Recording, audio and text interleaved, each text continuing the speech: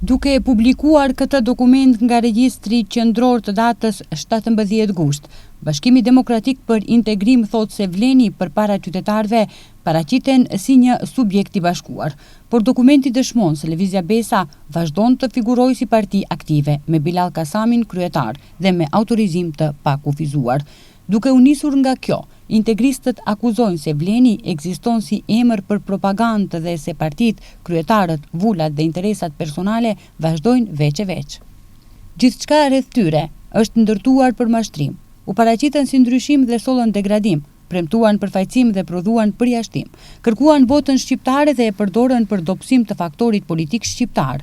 Zvleni është një strukturë e inxhinieruar për të copëzuar votën shqiptare, për të ulur peshën e saj politike dhe për t'ua dorëzuar vendimarrjen qendrave të reja të interesit. Mjekulla rreth organizimit, finansimit dhe sponsorëve politik të këtij projekti vetëm i shton dyshimet për qëllimin e vërtetë të tij. Një mashtrim politik i paketuar si bashkim, një grup interesash personale i shitur si kauz kombëtare. Nga vlen thanë se subjekti politik nuk funksionon më si i ndarë dhe se janë në fazën përmbyllëse të procedurave juridike, të cilat sipas tyre shumë shpejt do të çojnë deri në regjistrim zyrtar të partisë në regjistrin qendror.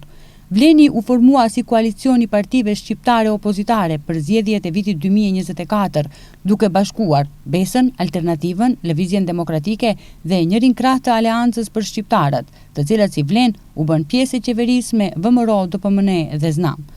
Pas zgjedhjeve koalicioni nisi procesin e bashkimit politik dhe në maj 2026, 5 subjektet përbërëse u shkrinë në një subjekt të vetëm politik me emrin Vlen.